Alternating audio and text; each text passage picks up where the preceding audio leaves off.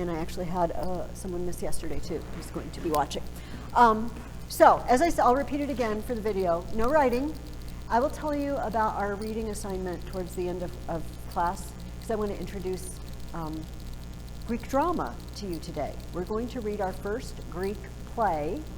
Maybe you've read one before, but if not, it's much less material, okay? And we're going to read a couple of biographies. But first, let's finish off, for some of you, it's hooray, let's finish off Herodotus. We're so happy. Let's go over your questions. The first thing, while you open up your reading guides, it's on page 51, I want to show you, thankfully, our art of the week is, he's not wearing clothes, but A, the portions that would matter are hidden, and B, large portions of him are just missing. So this one I'm going to pass around because it's also, I tried to format it to make a bigger one, an 8x10, and it wasn't coming out very well. This guy, this is known as the Dying Warrior. He's a Greek soldier. He's got a Greek helmet. He's got the hoplite round shield. And he has fallen in battle, and he is trying to get up. You can see, as you see it up close, you can see he's resting. You can even see the muscles in his arm. He's trying to use his shield to push himself up, and his other hand to push himself up. But it is doubtful that this guy is ever getting up again. It's kind of heartbreaking. But I want to remind you, this is from about the year 480, the year of Salamis and Thermopylae, all right? And only 50 years before this, we had the Kouros statue, the stiff Egyptian-looking guy. This is way far from that.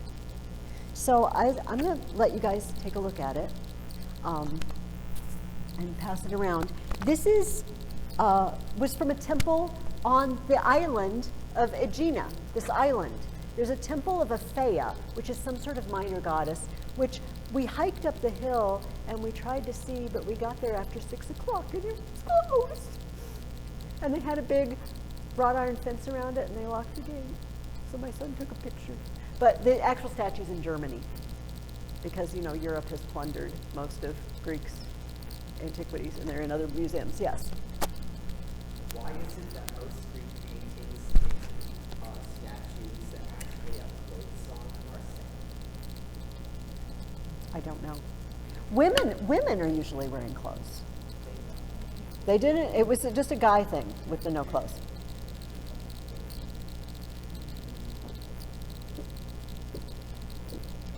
So this statue, the Dying Warrior, is going to be in every single art history book that you look in, probably. Because it's that transition to not the stiffness and not even the contrapposto, the I'm putting my weight on one, leg. This is full out, I'm dying and I'm in agony and I'm trying to get off the ground. This is very realistic. And it also reminds us that's what was happening when it was made. That's what's happening in Greece. That scene played out over and over and over again after all these battles.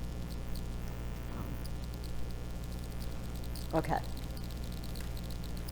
So, books 8 and 9. I hope you found these to be a little more followable again. At this point, we're telling a story. We're in it. We're telling the story.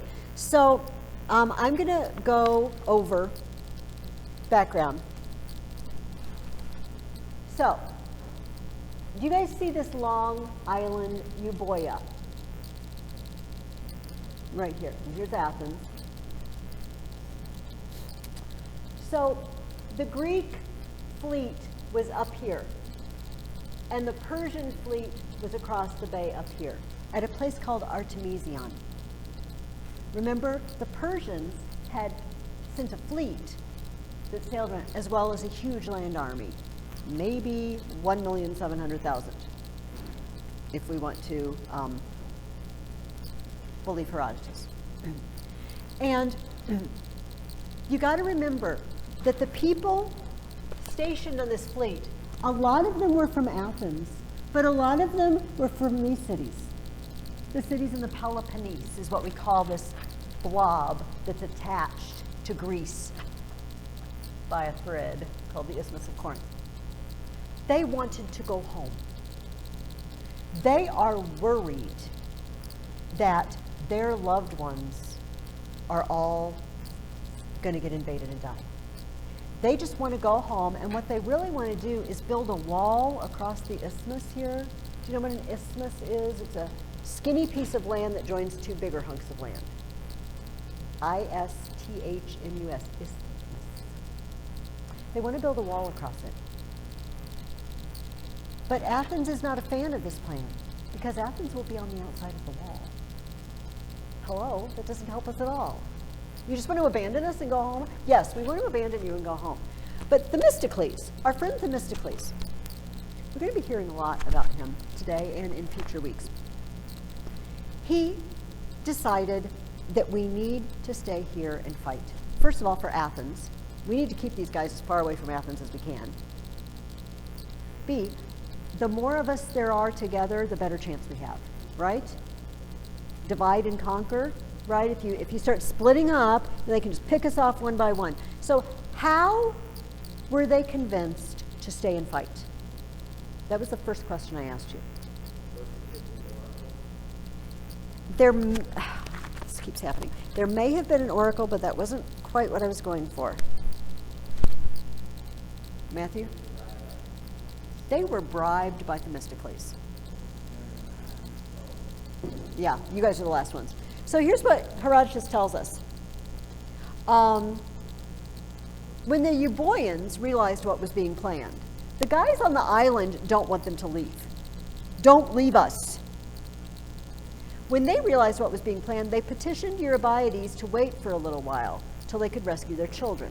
When they were unable to persuade him to wait, they changed their tactics and offered Themistocles, the commander of the Athenians, a bribe of 30 talents. That's a lot of money. A talent in weight is something like a little over 50 pounds. So 30 talents of gold or silver, offered him 30 talents to make the Hellenes remain there and fight a sea battle. Here's what Themistocles does with it. Themistocles managed to prevent the Hellenes from leaving by giving over 5 talents of his bribe to Eurybiades, pretending he was giving it out of his own funds. After he had persuaded Eurybiades, the only remaining commander who put up a struggle was Adeimantus, son of Okytos, the commander of the Corinthian ships, who asserted that he would refuse to stay and was going to sail away from Artemisia. Themistocles said to him and swore it on oath, "Surely you will not leave us, since I shall give you a gift more generous than that which the king of the Medes would send to you if you deserted to the allies." And without a moment's delay, he sent 3 talents of silver to the ship of Adeimantus. These men were both overwhelmed by the bribes and were thus persuaded, which pleased the Euboeans, while Themistocles made a good profit for himself. He got 30, he paid out 8. Keeping the rest of the money without anyone's knowing. For those who had received a share of this money were convinced that it had come from Athens for this very purpose. They didn't know it was a bribe to him. He came away with 28 talents of silver. That's Themistocles. Good fighter. Smart guy. We're going to be looking at some of his other intelligent plans. And next one is the next question. So, they fight a sea battle. It is indecisive. There is some loss on both sides. It doesn't go super well for the Persians, and here's why. They get the brainstorm that we could sail some of our ships around the outside, kind of hiding them, and sail up this pass, up this channel, and get them from the other side. Good plan, except that another one of those freak Aegean Sea storms hits them, takes them out. So it doesn't work out. But indecisive. They're still moving south. They tried to stop them at Thermopylae, didn't work. Tried to stop them at Artemisia, didn't work. Herodotus tells us those are happening at the same time. There's actually messengers going from Thermopylae to Artemisia and trying to deliver the messages. We lost, we won. They're still headed south. So, remember the huge list of people that are traveling with Xerxes. The huge, several pages list. Many of these guys are from these cities over here. They're Greek. They're Ionian Greeks. They just joined the Persian side because what else are we going to do? We're going to lose, or they're going to attack our families and burn our homes down. So they had hopefully Greek sympathies because they originally came from Greece. So Themistocles formed a plan to try to get the Ionians to work with them. Do you remember what it was? Did anybody find out what their plan was? I will tell you. We came up blank on that. Themistocles next picked out the most seaworthy ships of the Athenians. I'm at the bottom of page 609. And making his way to the coastal sites that had drinking water, carved a message into the rocks for the Ionians to read the next day when they came to Artemisia. The message said, "Men of Ionia, you do not do what is right and just by going to war against your fathers and reducing Hellas to slavery. The best thing for you to do would be to come over to our side. But if that is impossible for you, you should even now at this point assume a posture of neutrality and ask the Carians to do the same. If neither of these options is possible, and you are constrained by a yoke so tight that you cannot revolt from it, then when the forces are engaged and you are in the midst of the action, you should deliberately fight like cowards, remembering that you have been born of us, and that from the very beginning you have been the source of the hostility between us and the barbarian. Please, we're begging you, switch sides. And if you can't switch sides, just be neutral. And if you have to fight, don't fight very hard." Now, two things might happen. One is the Ionian Greeks may sail past. He put these inscriptions at places where they would come out to get water. They might come and they might read it and they might say, "You're right. We are Greek. We're going to follow your advice." And that'll be good for the Greeks. What's the other option? What is it?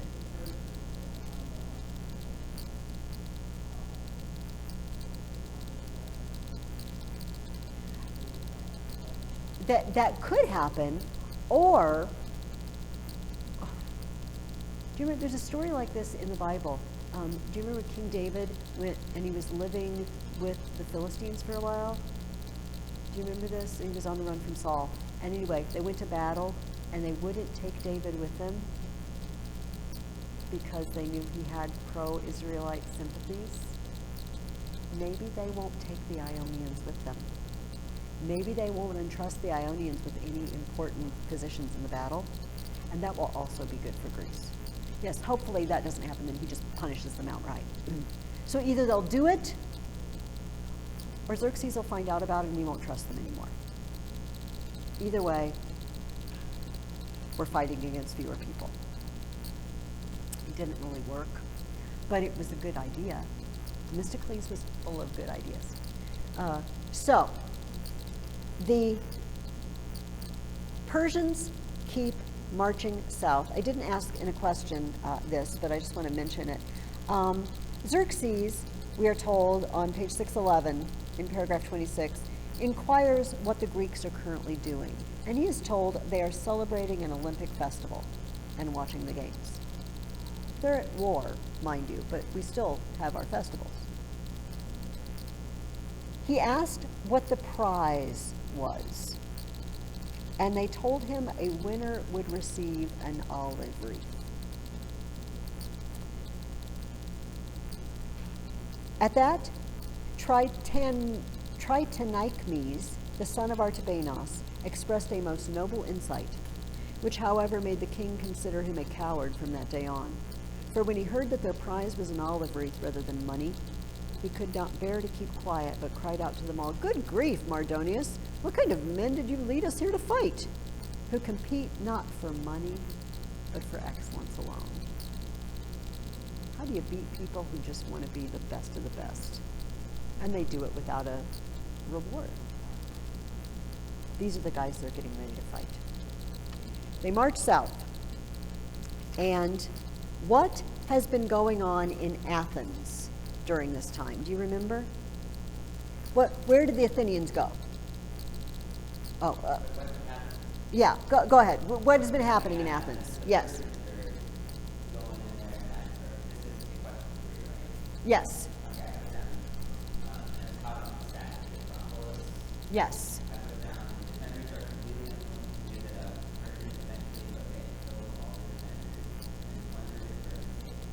Okay. Were you going to add something, Karsten? Or?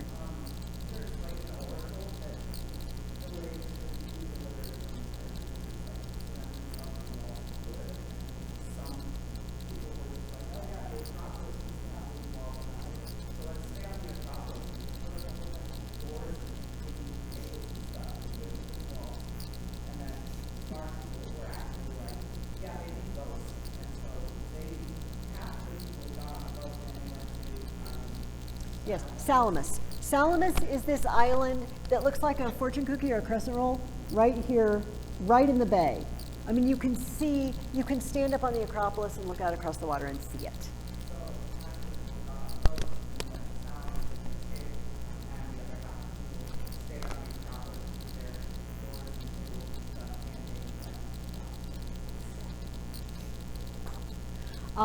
Yes, so two things. They evacuated, and most evacuated, and the Persians took over. We're told this on page 616 in paragraph 41. The Athenians put into their own shore and made a proclamation that every Athenian should try to save his children and other members of his household in any way that he could. Most of them dispatched their households to Troezen, though some sent them to Aegina and others to Salamis. They made a tremendous effort to evacuate everything, not only because they wanted to comply with the oracle, but especially because of the following reason. The Athenians say that a huge snake guards the Acropolis and dwells in the sanctuary, but more to the point, they say that they celebrate a ritual in which they set out an offering of a honey cake every month for it, as though it were a real snake. Now, before this, the honey cake had always been consumed, but the last time it was left untouched. When the priestess revealed this to the Athenians, they became even more eager to leave their city, believing that the goddess had abandoned the Acropolis. And when they had removed everything to safety, they sailed off to join the naval forces at Salamis. The Greek fleet has relocated from Artemisia, and they are right in that bay between the mainland and our crescent roll-shaped island of Salamis. Now, I asked you, what role did Sikinos play in the Battle of Salamis? Did anybody find what I was fishing for?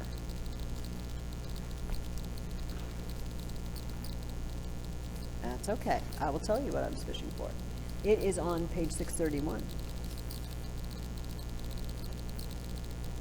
We have the same problem that we had at Artemisia.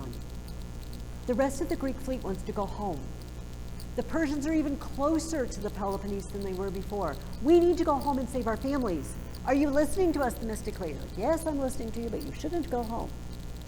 Do not go home, because our only chance is if we stick together. They weren't listening. So, here's what we hear at the bottom of page 631.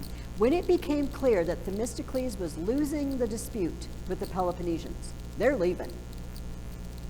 He withdrew from the conference without being noticed, and after going outside, sent a man by boat to the camp of the Medes with precise instructions about what he should say. This man's name was Sikinos. He was a household servant of Themistocles who looked after his children. I'm skipping down to sentence 2. When Sikinos arrived by boat at the camp, he said to the commanders of the barbarians, I have been sent here by the commander of the Athenians without the knowledge of the other Hellenes. That's true. For he happens to favor the cause of the king and wants your side to prevail over that of the Hellenes. That's a lie. I have come to tell you that the Hellenes are utterly terrified and are planning to flee. That's true. And that you now have the opportunity to perform the most glorious of all feats if you do not stand by and watch them escape. Maybe true, maybe false. For they are in great disagreement with one another and will not stand up to you. They are in great disagreement, that's true. Indeed, you will see them fighting a naval battle against themselves, those favoring your side opposing those who do not. That's a lie. Notice the lovely interweaving. It's a little bit true, it's a little bit of a lie. But basically, this servant pretended that Themistocles was a traitor and said, oh, Themistocles really likes you, and he doesn't really want the Greeks to win. So you just should know that some of them want to leave. So but you really need to hem us all in. You need to surround us. Let's say the Spartans don't go home. And it works. This time, his little plot works. Also, keep this in mind. If the Greeks lose, how will Xerxes feel about Themistocles? Themistocles just, yeah. Oh, you're the guy. You were really on my side all along. You sent me that message. Thank you so much. Let me give you a city. Oh, it's very sly. He's kind of slimy sly, just sometimes, Themistocles. So yeah, he sends a messenger, and so there was a man. You have this page. I actually got to see these in the museum case in Athens. They are pottery pieces with people's names inscribed on them that they would ostracize, when they would vote to send someone away from town for 10 years. And some of these have Themistocles' name on them. And some of them have another famous guy named Aristides. Aristides was sort of Themistocles' political opponent. He was like the Republican versus the Democrat or whatever. He was his political opponent. And they ostracized Aristides. They called him back because they were in an emergency situation and he was a smart guy and they needed his help. But he had a reputation for being really above board. Like the guy's a straight shooter, he's good, he's moral, he's upright. So he sails in just before they're blockaded. And he says, Themistocles, I need to talk to you. Do you know that the Persians have surrounded us? It's like, yeah, I know, I did that. He said, no, but you go in and tell the commanders, because they don't listen to me. If I go tell them, they'll just think it's another ploy. Everybody trusts you. You go in and tell them. So he did. It was true. And so they had no choice. They had to stay and fight. And they fought it out.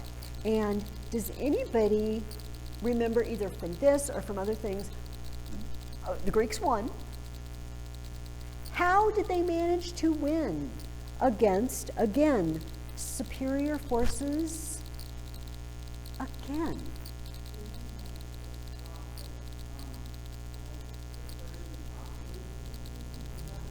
This is at sea, because this is a sea battle in the Bay of Salamis.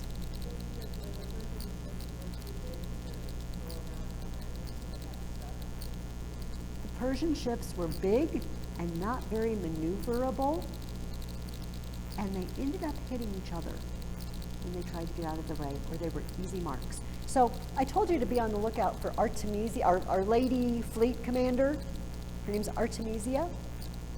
This is what happened to Artemisia, and it gives you a feel for what was happening to everybody. We hear on page 637, I cannot speak with certainty about the rest of them, how each specific group of barbarians and Hellenes performed in the fighting, but this is what happened to Artemisia, which resulted in her winning still higher esteem from the king. The king's fleet had reached a state of mass confusion. We can't get out of the way, they're ramming us, we're ramming each other. And it was during this crisis that Artemisia's ship was pursued by one from Attica, so it's a Greek ship. She was unable to escape it because there were so many other friendly ships in front of her.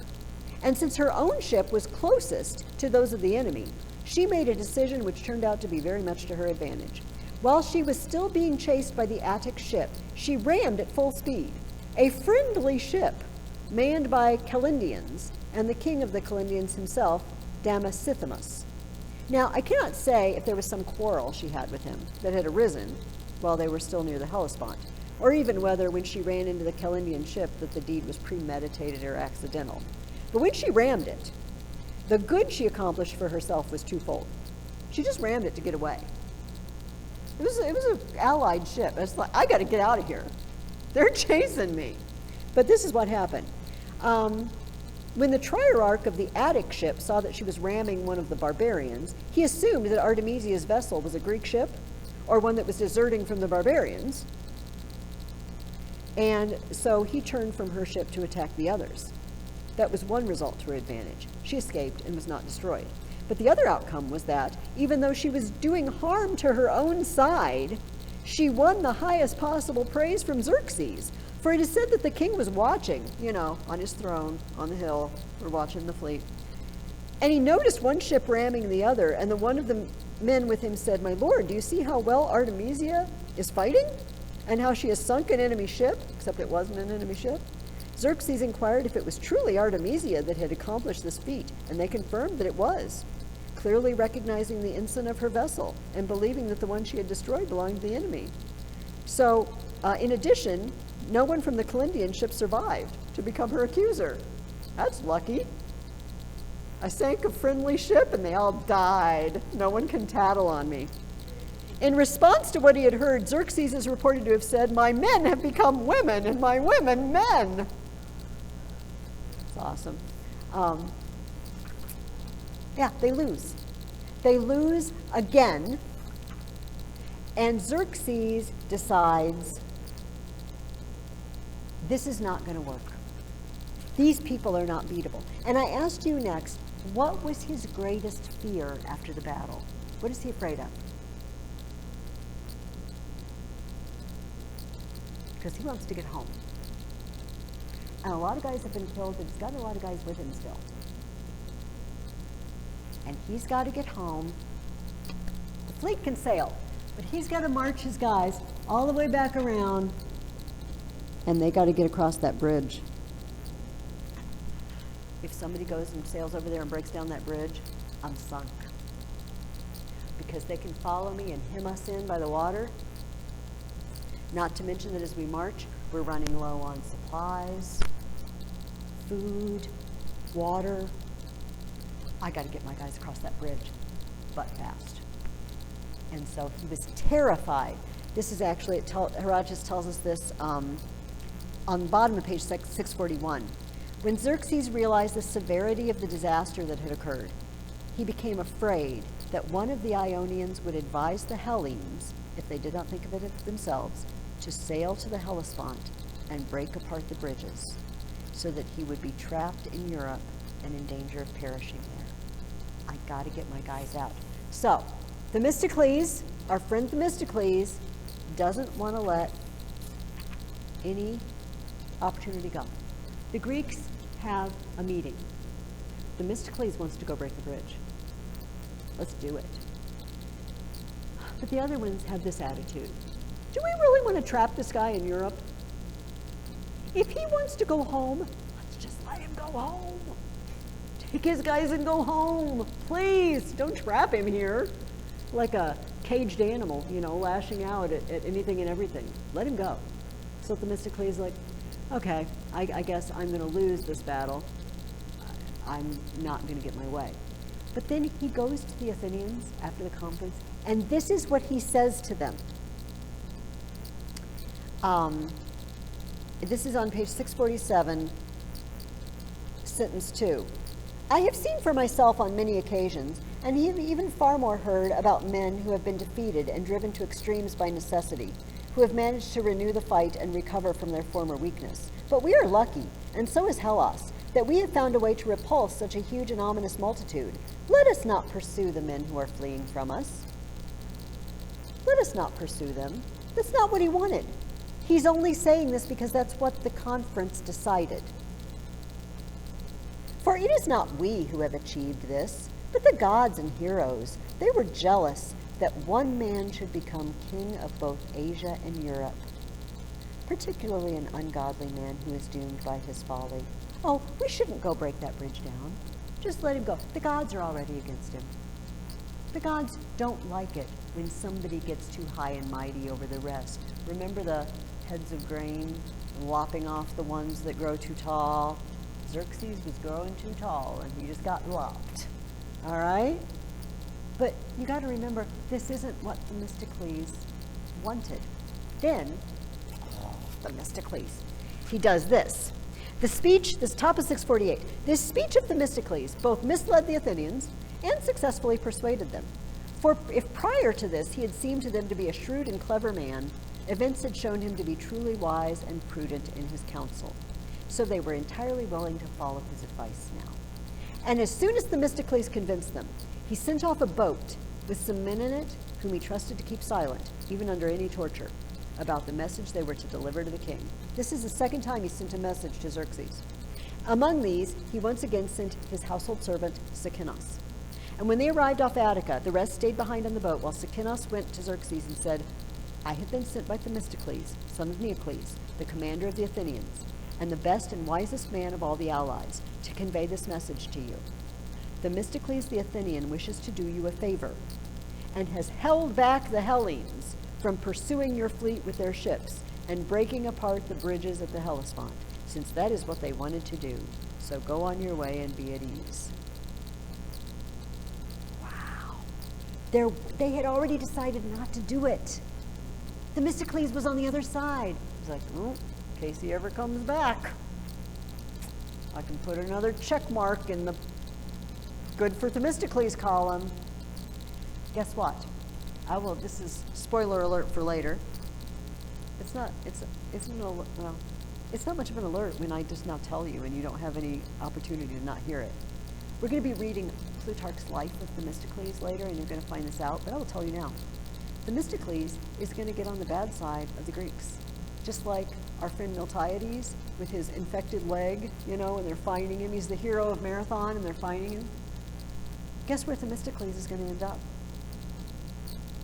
Take a wild guess.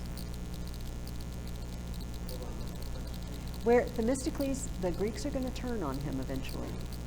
Guess where he's going to run off to? You betcha. All this is going to come in very handy. He actually is going to spend the rest of his life in Persia. And Xerxes is going to be so happy when he shows up. Plutarch tells us, we will read it, but I will tell you now, that he just kept muttering to himself over and over, I have Themistocles the Athenian! I have Themistocles the Athenian! He was so happy. You're the guy who... You're the guy! You're the guy! I mean, it didn't work out, and I think not that But you're the guy who tried to help me. Yeah. And he lived a pretty cushy life in Persia. Okay. So, they leave. But General Mardonios tries to convince Xerxes, and does convince him, that he should be left behind with, he says, let me pick 300,000 guys. I pick them myself. They're like crack troops. We're going to just go up to Macedonia and Thrace and spend the winter. We're just going to withdraw from the scene of the fighting, because all these people are friendly to us up there. They went over to the Persians. The next year, I'm coming back and making a stand with my 300,000 guys, and I'm going to take those Greeks out for you. We couldn't do it at Marathon. We couldn't do it at Artemisia. Couldn't do it at Salamis. But I'm going to do it. You couldn't do it with 1,700,000 guys. I'm going to do it with 300,000 guys. And of course, if he pulls it off, Xerxes is going to love it. Right? He delivers Greece, conquered. So he stays behind. And the first question I asked you in Book 9 was, the Persians are up there in the north, and they're having a dinner party. One of the Thracians is having a dinner party for them. And one of them says something astounding. Did anybody find what I was looking for on that question? Matthew, what do you think?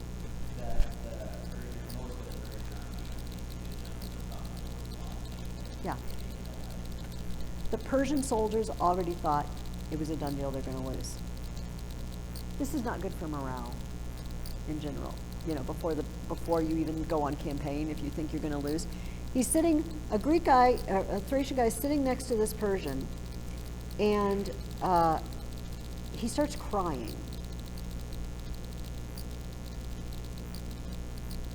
Well, I guess he says this before he starts crying. Persian turns to him and says, you've entertained us well. I'm going to give you a heads up. I got a little newsflash for you. Do you see these Persians dining here? And did you see the army we left camping by the river? Well, of all these men, you will see only a few surviving within a short time. And as the Persian said this, he began to sob and weep profusely. And skipping down, the Persian replied, my friend, what has been destined to happen by the god is impossible for a mortal to avert by any contrivance, for no one believes even what trustworthy people say. And though many Persians know that this is true, we are bound by necessity to follow our orders. And then this stunning line, the most painful anguish that mortals suffer is to understand a great deal, but to have no power at all. Think about that. I'm going to read it again. The most painful anguish that mortals suffer is to understand a great deal, but to have no power at all. I know what's going to happen. The play you're going to read next week that I'm going to tell you about shortly is Agamemnon. And when Agamemnon came home from Troy, he brought Priam's daughter Cassandra, former priestess of Apollo, with him as his war booty, girlfriend, servant girl, slave, all of the above. Cassandra once ticked off Apollo. You might remember this story. And he gave her this curse. You will always tell the truth. She knows what's going to happen, and no one will ever believe you. That is Cassandra's curse, to always speak the truth, but never be believed. You're going to meet Cassandra in the play. She's going to speak the truth, but no one's going to listen to her. Because that's what happens to Cassandra. It is disappointing. So the Persians already don't think they're going to win. All right? But Mardonius takes the Greeks back south, next campaigning season.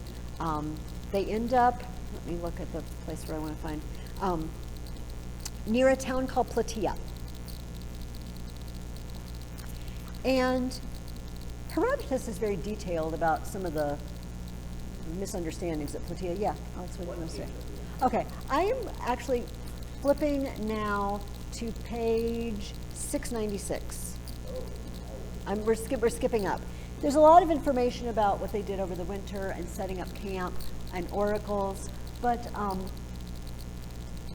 there was a mix-up in the Greek camp as well.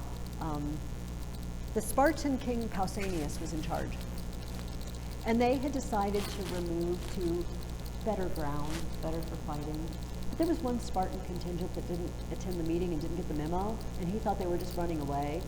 And so they all started relocating. I'm not leaving. Spartans don't leave. I don't know what you guys are doing. I'm staying. And they went and tried to reason with them. We all decided to relocate. We don't relocate. We don't leave. And then it's like a child in a store, you know, when you say we're going to leave, and then you pretend to leave. You're not really going to abandon the child, but you pretend because you know the child will run after you. And like, maybe if we just leave, they'll pull out and follow us. They're not going to stay here and fight alone. They're just one little contingent. And so Pausanias' group, they're kind of hovering on the hills. Are they going to come? Or are they going to, like a parent with a child? Eventually they do come. So Herodotus tells us all this. But there's a problem. There's an oracle, and both sides has been told, you will win as long as you don't strike first. We're twiddling our thumbs. We're waiting. Finally, though, Pausanias gets the go-ahead from the omens, the entrails, as they examine them. And he launches into battle. And we see at the top of page, well, let's flip to 698.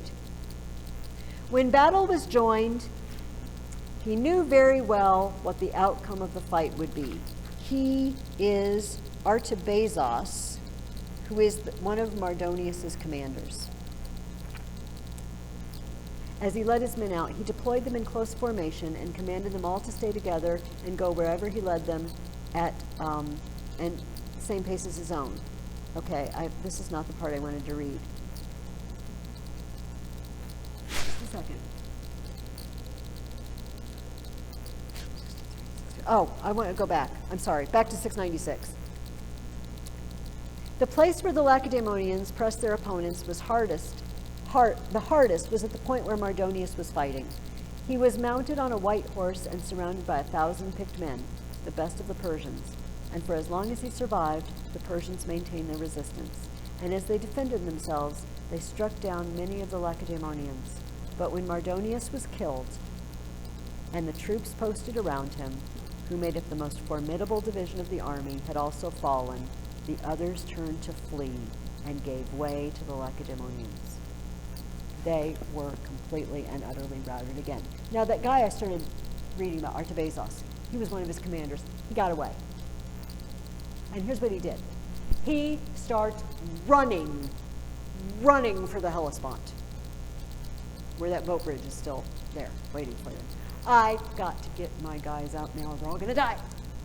And as he passes through Macedonia and Thrace, places that had come over to Persia, but they might switch back, he pretends they won. It's like, yeah, well, you know, Mardonius sent me on a mission here. I'm just passing through. I don't really have time to stay. Thanks. No thanks. Gotta go. He's going to be following pretty soon, because he was so scared that the Macedonians or the Thracians would turn on him and just butcher him. They were in that much danger.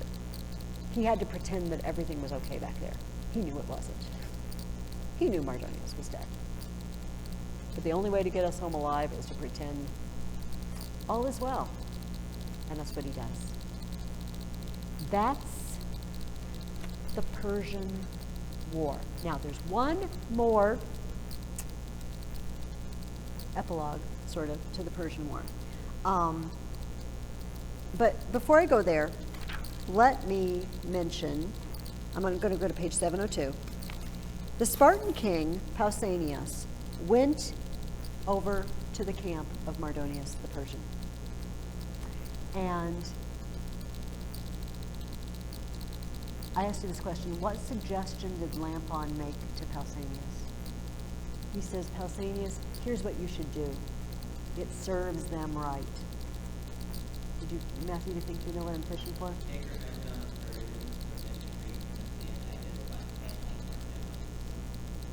You know, when Leonidas died at Thermopylae, they cut off his head and put it on a stake for everybody to see. Go chop off Mardonius' head and put it on a stake. That'll teach him. That'll serve him right. And Pausanias said this: my friend from Aegina, I commend and appreciate that you mean well and are trying to look out for my future interests, but this idea of yours falls short of good judgment. After you have raised me up on high, together with exalting my homeland and my achievement, you cast me down to nothing by encouraging me to abuse a corpse, claiming that if I did so I would have a better reputation. But this is a deed more appropriate to barbarians than to Hellenes. That's what barbarians do, Lampon. We're better than that. He's dead. What else is he going to do? We've done our worst. We don't do that. Pausanias then, humorously, invites everybody to go into Xerxes' tent, or Mardonius' tent, sorry. Sumptuous tableware, silks and satins and cushions.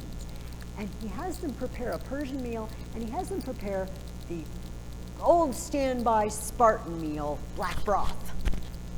Love our black broth. No one else does. I don't think they love it either. And he has everybody come in. At the bottom of page 704, when the banquet was ready, the difference between the two was great indeed. And Pausanias laughed, and then sent for the generals of the Hellenes. When they had all come to him, Pausanias, as he pointed to each of the meals that had been served, said, Men of Hellas, I have brought you here together because I wanted to show you what an idiot the leader of the Medes was. This was his lifestyle. But he came to us who live this miserable way of life in order to deprive us of it. He's got the gold dishes. There's a photo on page 707 of luxury Persian tableware. He's got this, and he came and invaded us, and this is how we live. What an idiot.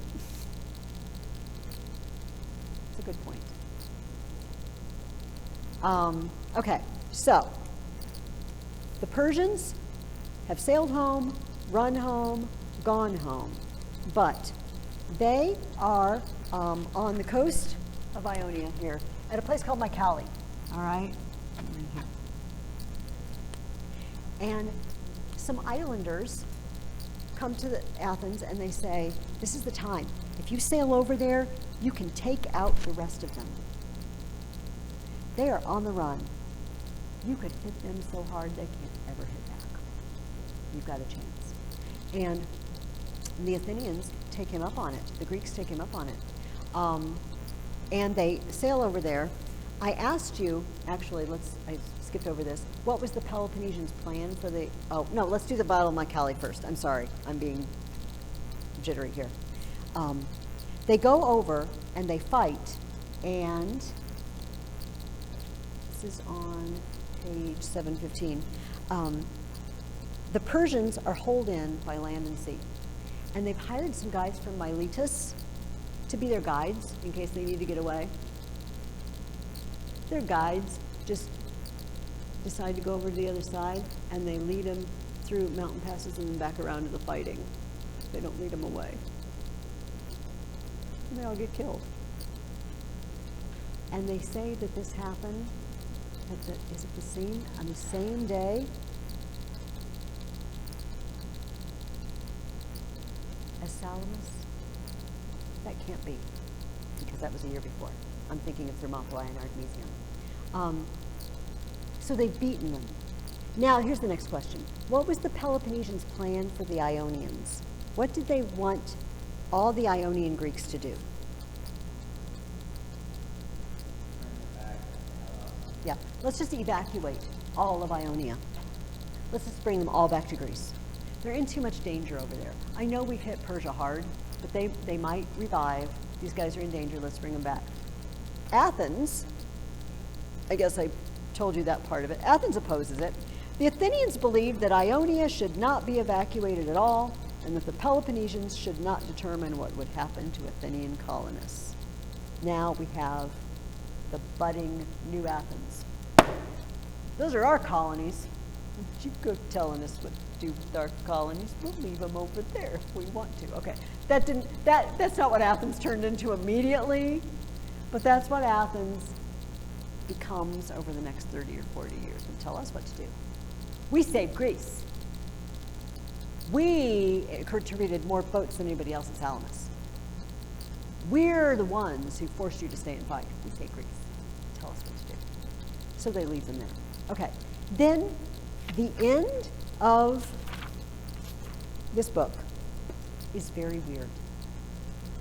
If you read to the end, if you stayed with our friend Herodotus to the end, Xerxes goes home and he falls in love with his brother's wife, and he tries to lure her away, and then he falls in love with his niece because his brother won't give him his wife, and then his wife finds out about it, and he asks for her sister-in-law to be given her as a servant, and then she mutilates the woman in jealousy, and like, Herodotus, why are we reading about this?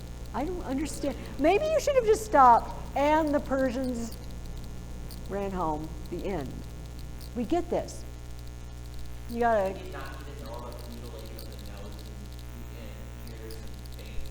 They really like to do ears and noses.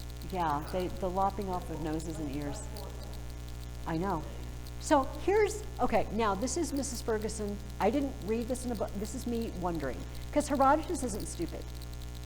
He includes this for a reason.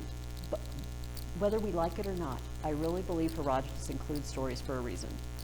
And he's just not rambling here. And he just doesn't know how to stop writing, you know. I just can't stop writing. I'm just keep going on and on. All I can think of, and maybe you guys can help me, maybe you'll think of something better, is Xerxes once again doesn't get his way. Like he's destroyed politically and militarily, and he goes home, and then his family life is also destroyed. He loses everything. I don't know. Maybe there's some better interpretation of that.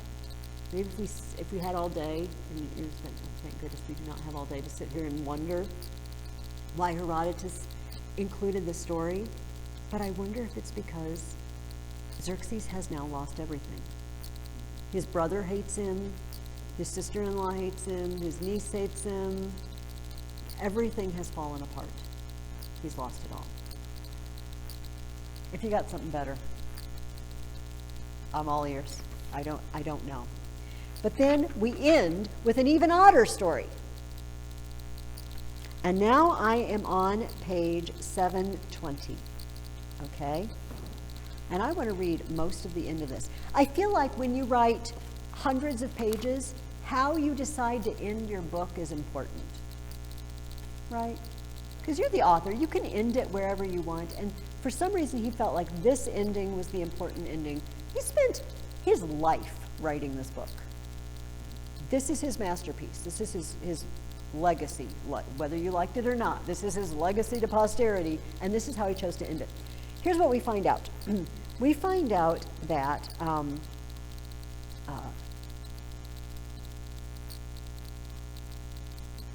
the Greek, Persians, okay, I'm sorry, I gotta get my thoughts in order. Greeks who had been pursuing fleeing Persians had stayed in the Hellespont region around where Troy used to be, and they were attacking Persian allied cities, okay, kind of a cleanup operation. And one of the Persian governors there was named Artemisia. And we're going to hear his story. And this is at the bottom of page 720 in paragraph 116. Ruling as a tyrant over this province was a Persian named Artemisia, whom Xerxes had appointed to be its governor. He was a terrible man, doomed by his own folly, for he stole from Eleas the wealth of Protesilaus, son of Iphiclos, and he thoroughly deceived Xerxes about it while the king was marching against Athens. Okay, so I got to tell you who Protesilaus is. Eleas is a place. It's where there was a shrine to a guy named Protesilaus. Who is Protesilaus? He is the first Greek to die in the Trojan War. There had been an oracle that the first guy to step ashore out of the Greek boats was a goner. And of course, then nobody wants to be the first to step out of the boats, but somebody has to be the first to step out of the boats, you know. So Protesilaus does it. He knows. And he charges ahead for the glory of Greece to attack Troy, and he falls there. And they have built a shrine to him, and they bring offerings and dedications to Protesilaus. Now I want to stop there. Do you remember how this book started? Not book 9, but the whole Herodotus. How did bad blood develop between Europe and Asia originally? Kidnapping women. Helen being the biggie, all right, that caused the most problem. We've just circled back. Herodotus has just circled his book back. Remember the kidnapping women? Protesilaus. He plundered the tomb of Protesilaus. But here's what he told Xerxes. Okay. At Eleas, I'm on sentence 2. On the Chersonese, there is a tomb and a precinct surrounding it dedicated to Protesilaus, where there used to be an abundance of wealth, libation bowls of gold, silver, and bronze, clothing, and other offerings, all of which Artemisia carried off with the king's permission. But he had deceived Xerxes by saying, "My lord, there is here a house of a Greek man who waged war against your land and died, thus paying his just penalty." He doesn't tell him it was the Trojan War. There was a Greek guy that once waged war on your land 1,000 years ago. Give his house to me, so that all may learn not to wage war on your land. This statement was an easy way to persuade Xerxes to give him the house of this man, since Xerxes suspected nothing of what his real intentions were. For by saying that Protesilaus made war on the land of the king, he had in mind the fact that the Persians think that all Asia belongs to them, and live under the rule of the king in power at the time. And then after Artemisia had been given this property, he removed its treasure from Eleas and brought it to Sestos. He cultivated a farmed precinct at Eleas for profit, and whenever he came there, he would have intercourse with the women in the inner shrine, which is always a no-no, no matter what religion you follow. This is generally a no-no. Now he was under siege by the Athenians. because you remember I told you the Greeks were cleaning up pro-Persian people in that area. And he had made no preparations for it, since he had not anticipated the arrival of the Hellenes, and therefore was off his guard when they attacked him. Okay, so I'm skipping down a couple paragraphs. They're under siege. Finally, Artemisia and his BFF henchman Oiobazos run away at night. They get out of the siege. They catch them, though. The Athenians catch them.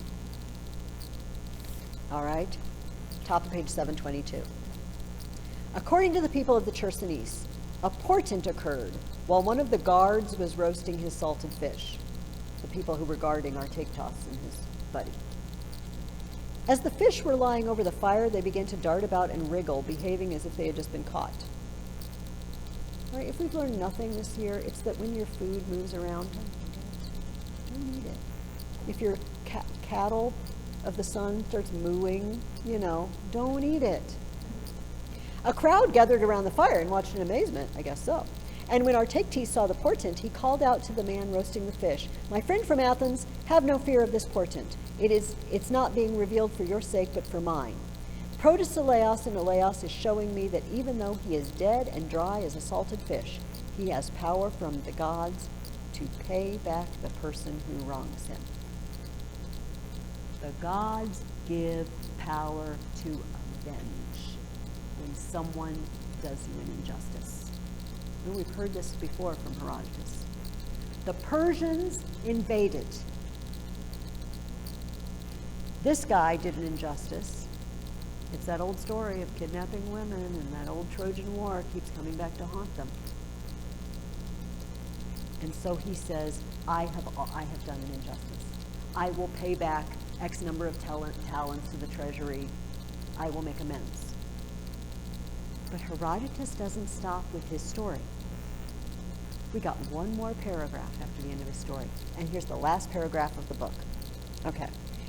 The ancestor of this Artemisia.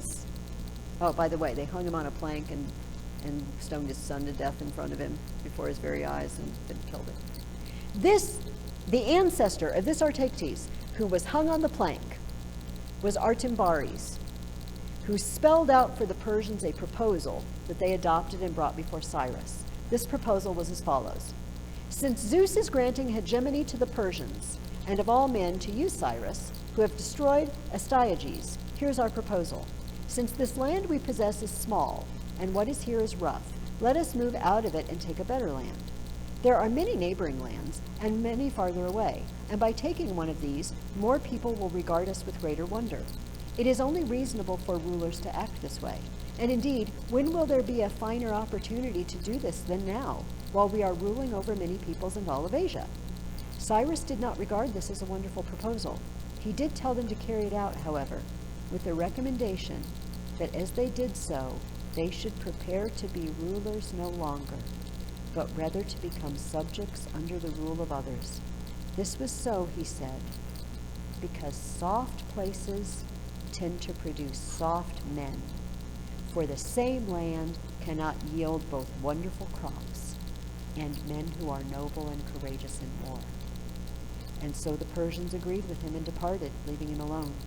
They had lost the argument with Cyrus and chose to dwell in a poor land rather than to be slaves to others and to cultivate the plains. Now, this whole book is the story of how they ignored that advice, how the Persians went on to become conquerors. And as they absorbed land after land after land, they became more powerful and more powerful and more powerful. But according to Cyrus, when you get powerful and you start eating bonbons and laying on the couch and watching TV all day, you get flabby. You get soft. You like being pampered, You don't want to go off and fight. It's hard. We're hard things. We just want to sit here and be cozy. And when we do have to go do hard things, we stink at it because we're not used to it. The Persians, according to Herodotus, have become soft by the very thing that's going to be their downfall: expansion and absorption and wealth. until they meet their match. The Greeks, remember our story about Pausanias? They live like this, and we eat this. And they wanted to come take this from us. It did not please the gods that one person should rule over Asia and Europe. Lop off the heads of those things that stand up too tall. The gods lopped them down. Why? Expansion, luxury, softness. And then they end up getting beaten by the up-and-coming tough guys, right? Now, as Herodotus writes, Sparta and Athens are not pleased with each other.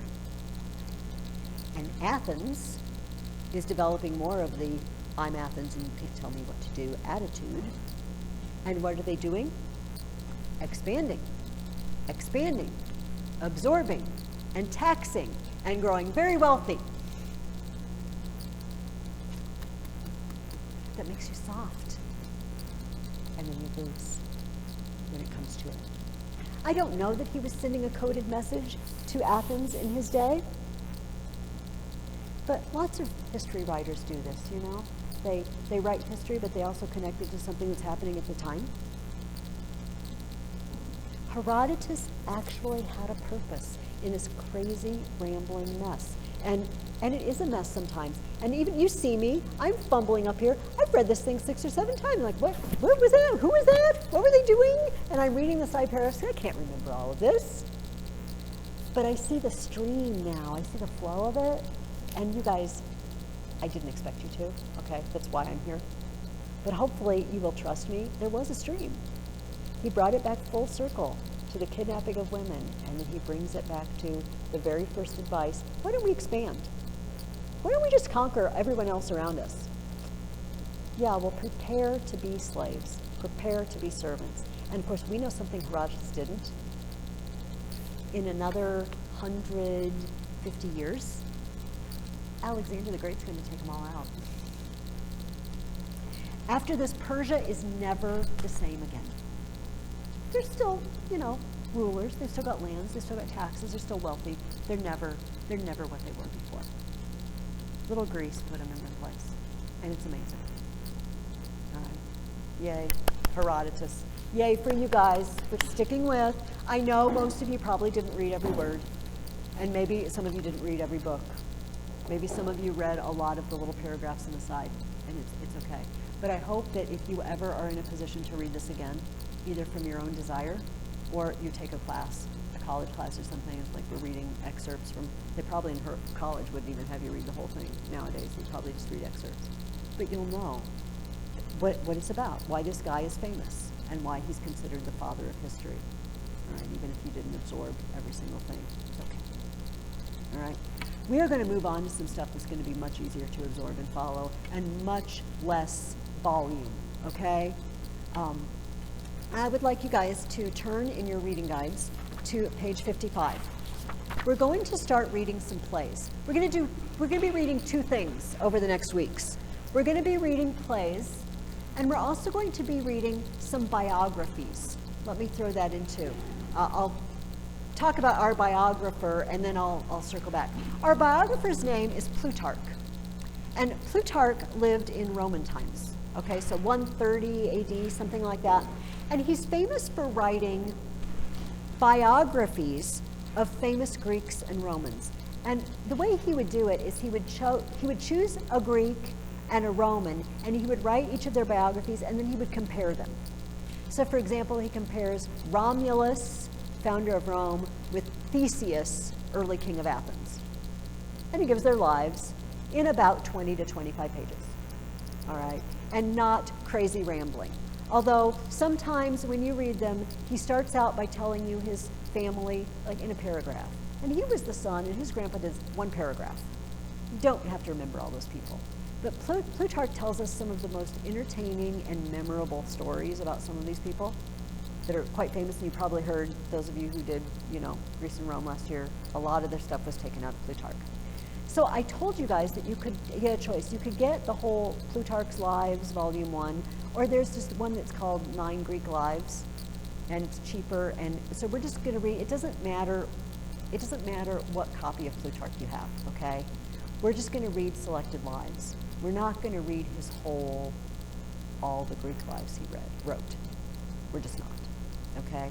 For next week, in your reading questions, there's questions for Agamemnon, the play I'm going to tell you about, and there's also questions about Solon and Lycurgus. So it says Plutarch's Solon and Plutarch's Lycurgus. Go to your Plutarch. This is even, I didn't advise it, it's free online. It's just an antiquated translation, okay? So I tried to pick ones that are more entertaining for you guys to read, but if you like, we didn't know which Plutarch to read or buy, so we didn't buy it, great, just Google Plutarch Solon and it'll come up on your screen and you can read it, okay, it's fine. So that's what those mean. Those are going to mean, that means from Plutarch's Lives, or from 9 Greek Lives, or 8 Greek Lives, whichever it is. Just read Solon. He's that lawgiver from Athens, right, that visited Croesus. Solon, oh Solon. And then also read Lycurgus. He's the Spartan king, Spartan lawgiver, who basically set up the whole Spartan system, the whole Spartan warrior system. And it's very entertaining because it's all these weird, creepy things that they made Spartan kids do, and it's that sort of thing, okay? He's a little gossipy. So, Plutarch is a little gossipy. So Mary around the death. Yes, Okay. except, yeah, well, no, not that bad. But, you know, okay, so you guys from last year remember this. Remember the Spartan boys were encouraged to steal? And the one story about the boy who kept the fox? He stole a fox and it ate his insides out, but he wouldn't, he was trying to conceal it. I don't want to conceal it because I will conceal my microphone. And he didn't want to give himself away, so it just ate him. He's stretching, it's fine. That's from Plutarch. That's the sort of stories that Plutarch tells. Okay, it will be fun. And each biography is 20 to 25 pages. You could easily sit down and read them each in one sitting. Like probably in an hour or less you could sit, okay? So you're gonna read 2 of those, and you're also gonna read a play. That's it, for 2 weeks, all of Thanksgiving, that's it. So let me talk a little bit about Greek tragedy. I have an outline that I'm going to follow. So originally, at religious festivals, as far as we know, the Greeks had choral accompaniment. So they had a chorus of singers that would come out and they would perform a song in honor of the god that they're honoring, or the hero, whatever. Okay, makes sense. We have choirs in church. We're used to that. The biggest of these choral performances was related to worship of Dionysus. Dionysus is the wine god, okay? His followers get a little unruly. A, because they drink too much. B, because women followers of Dionysus, they're called Bacchae, and they go out in the woods and they just live like animals, and they go into some sort of trance, and they're reported to have torn wild animals apart with their bare hands. It's a little weird, and it's only women. So, but they had this very sort of focused festival, all right. Alex, could you stop? It's just I'm listening to that and I'm having trouble following my train of thought. Thanks. So they would perform this festival in honor of Dionysus, and they would sacrifice goats. And so the word tragoidia that we get tragedy from means goat song. A tragoidia is the goat song, because this is when they sacrifice the goats. So next time you talk about tragedy, it's a goat song. So eventually, this grew and grew, and they built a theater. So, you know, there's the hill of the Acropolis, very steep, and they built one of these semicircular arenas into the hill. You guys know what I mean, right? But I'm sure you've seen pictures with the stone seats up the hill, and then we have an area in the front for a stage, right? So there was an area, there's a back, and then there's a little platform area, and this area was called the orchestra. It's where the chorus stands and performs, and they do a little song and dance. And orchiamai in Greek means dance. The orchestra is the place where you dance. Although orchestras don't do a lot of dancing anymore. right? But the chorus would stay there, and they would sing and dance. And then you have a back. Put my marker away. Because I thought, I'm not going to write anything else on the board. I don't need my marker. Okay, so then they have what was called the skene. And you can see the word scene in that, right? Skene, the scenery. Usually very simple. Usually had a door in it, okay? So you could go backstage. Because there were certain things in Greek plays that they didn't show you on stage. And generally, the things that were violent, they did it behind the stage. So when Agamemnon actually gets murdered by Clytemnestra, we do not see it happen on stage. It is off stage. It is obscene. It is obscene. That's what obscene means. You shouldn't be seeing it in public. It's not fitting. Yes. I'm just looking back at all the thousands of movies where we see Yes. die. The Greeks would find that obscene. So whenever you have someone killing themselves or being murdered, it just happens. You hear this yelling, you know, those stage directions, you know, yelling from within or whatever. It's behind the skene. But they had this cool thing. They have a cart, a platform on wheels. So they arrange it, and then they can open the doors and they can reel the cart out, and you have the bodies. Right? So, you know, it's behind and like, oh, help, I'm being murdered, you know, and then and then they open the doors, and then out comes the ekiklema, it's called, and Clytemnestra can stand there, see what I did, he was evil, he murdered my daughter. I'm not actually quoting the play, okay, I'm paraphrasing. That's what's happening. She's done it because it's obscene, it's obscene, and then she wheels him out so she can gloat over their bodies, because it's not fun to murder people if you can't gloat. Then the other thing they did at the big stage, the one in Athens, but a lot of the other ones, they had a big arm, a crane, that would stretch out over the skene, and they could swing it back and forth and lower things down with pulley system, and they could lower characters, they could lower gods. Gods come down from Olympus to deal with things. And there was one playwright, I feel like it's Euripides, and he was notorious for having gods. What have I done with my paper towel? Oh, it's right there, I brought it to you. He was notorious for having the gods just come in at the end and fix everything, which is sort of not a very satisfying resolution. It's like your parent, okay, stop it, all of you. Now you go to your room and you take that, the end. And that's the end of the play. And so it was a little annoying. But in Latin, they have a term for this, deus ex machina. If you've ever seen this term, deus ex machina, it literally means God from a machine. And the machine in this case was the crane arm that was then lowering the god. But in literary terms, it means anytime there's a story and there's a force that just sweeps in from outside and fixes everything. Have any of you ever read the book Watership Down? I should make you read Watership Down, even though it has nothing to do with Greece whatsoever. Anyway, this term is used there. Is this a familiar term to any of you?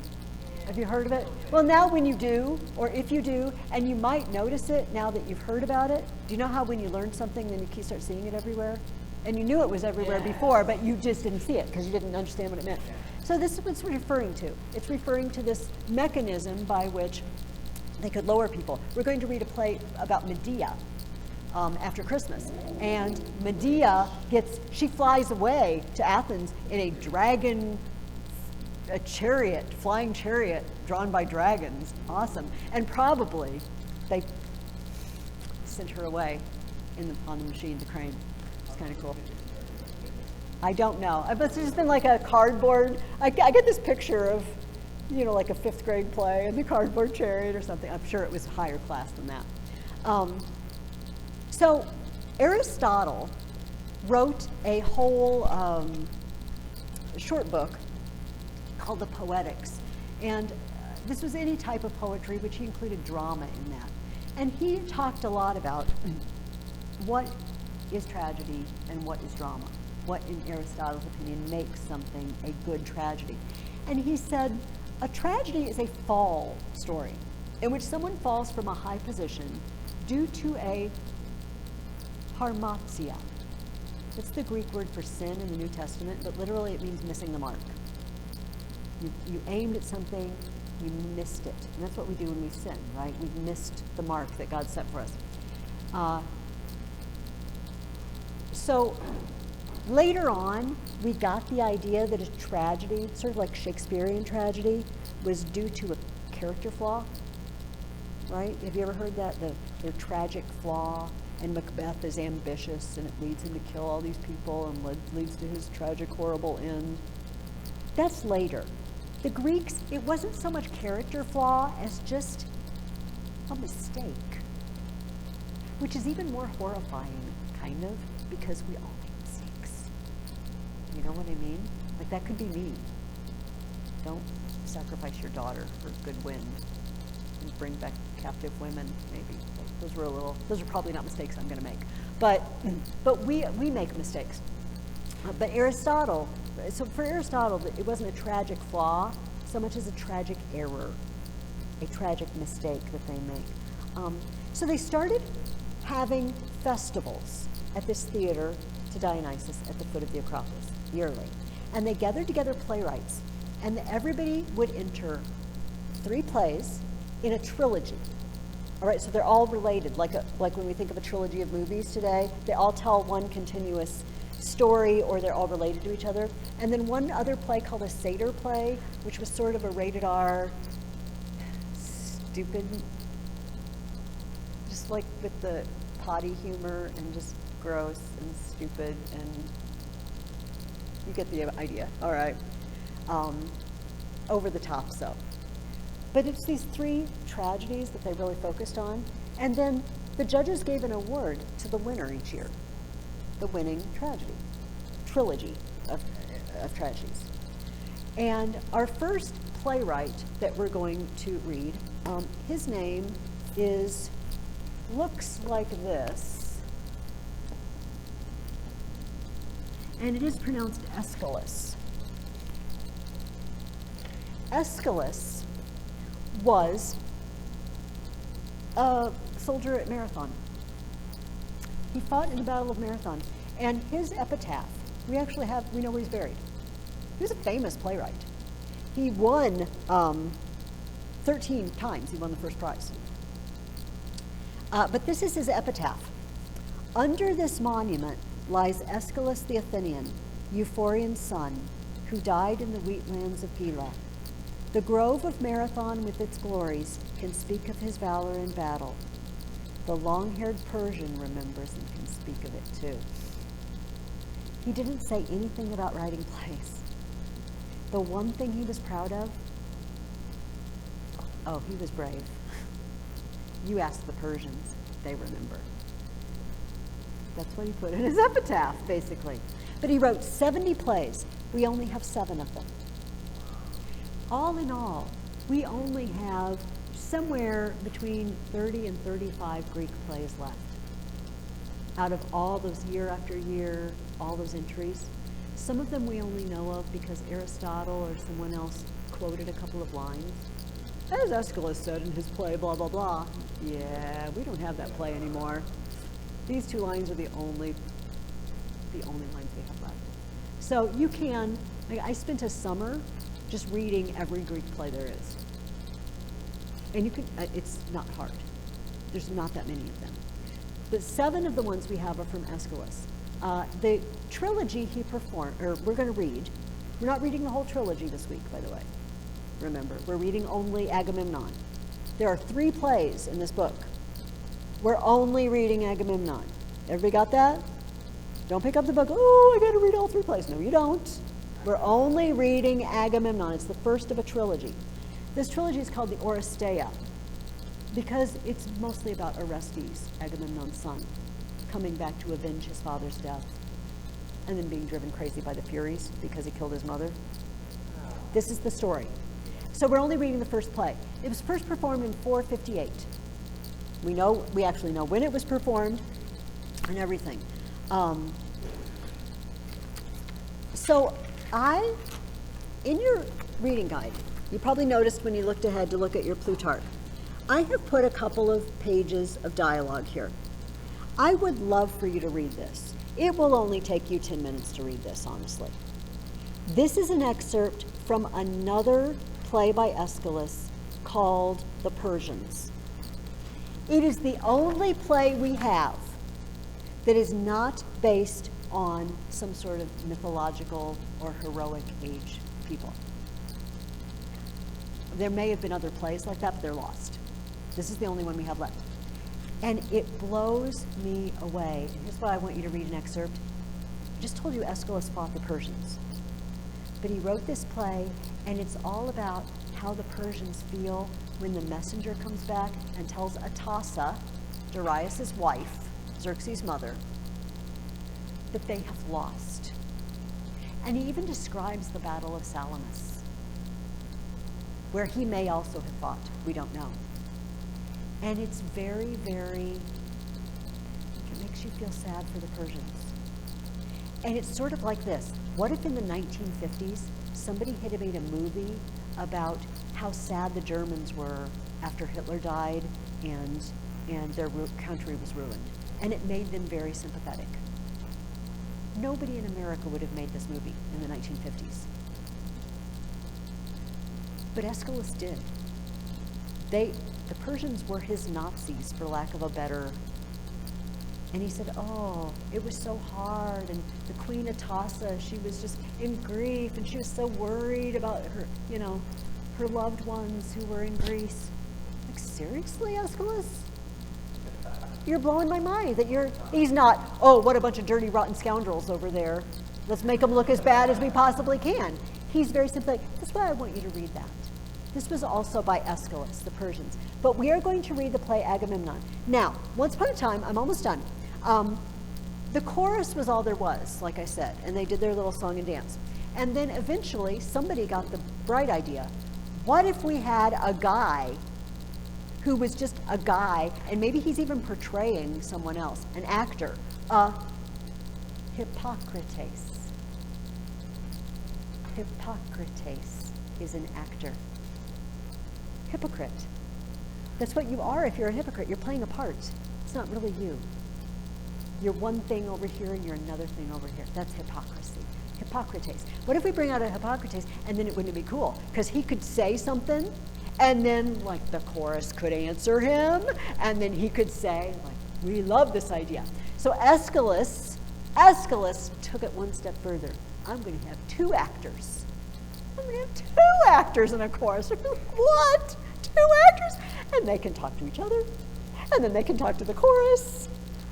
It's amazing. So you will notice that not very many people talk at the same time on stage in a play by Aeschylus, okay? Because you really, they probably reused the same people. They wore masks. If you've ever been to the Genesius Guild performances in Lincoln Park and Rock Island, they perform Greek plays, and they wore masks indicating their mood or their gender, whatever. So they didn't need to emote, with their faces. So they could also reuse the same people. You could go backstage and come back out as another person. Sometimes Aeschylus would have another person, a third person, stand on stage, but they didn't have a speaking part. They just stand there, just being an extra companion. So you're going to notice there's not a lot of dialogue. I want to warn you. So the chorus will come out, and then you will have a messenger, you will have Clytemnestra, you will have other people talking to the chorus. The chorus generally represents someone. And at the beginning of the play, so at the beginning of Agamemnon in here, it says characters. Watchman, Clytemnestra, Herald, Agamemnon, Cassandra, Aegisthus, chorus. And then it says, the old men of Argos and their leader. Remember, in some versions, it's Argos that Agamemnon is from and not Sparta, okay? So they're the elders of the town. Greek plays usually tell you, who are these chorus people? Who do they represent? They're the elders of the town. And they'll say, why Clytemnestra? Why do you think the war is over? Well, let me tell you why I think the war is over. But sometimes the chorus, because they're singing like a poem, a song, sometimes it's a little hard to know what they're talking about. Don't be afraid. Just keep reading. Whenever an actor starts talking, you'll know exactly what they're talking about, and you'll get a general feel, okay? This is the first time I've used this translation. This is the same guy who did our Iliad and our Odyssey, Robert Fagles. The one I used to use was a little more flowery, and I thought the chorus was harder to follow. So I picked one that I felt like the chorus was as easy to follow as I could. You could probably sit down and read Agamemnon in one sitting. So I'm giving you 3 things that technically you probably could read in one sitting to do over the next 2 weeks, and that's it, all right? And please, don't be turned off by the chorus. Promise me you will not be turned off. I don't know what these guys are talking about. Just let it go, because you will later, but obviously they're going to mention a lot of things about the Trojan War, when Agamemnon left, what was it like, what's Clytemnestra been up to all this time, all right, because you know the story. But you know what? So did everybody in the audience watching this play the first time. They all knew the story. They just wanted to see what Aeschylus was going to do with it. One more thing, and then I'll let you go. Of all those trilogies, of all those years, this is the only one that survives. All the other plays we have are only one of a trilogy or another of a trilogy. This is all we got, because all 3 of these plays were performed together as a unit, and this is the only one left. That gives me goosebumps. I'm holding it's the only one left. We're going to read 3 plays about Oedipus, but they were not part of the same trilogy. They were written at different times in the playwright's life. This is the only one. These 3 plays, we're going to read these, and then after Thanksgiving, we're going to read the other 2. Were performed together and presented together because they tell one continuous story. All right? Have a lovely Thanksgiving. Thank you for your attention. Even if you didn't read all of Herodotus, you at least listened to me talk about him. And I thank you. And I'll see you, I guess, in December.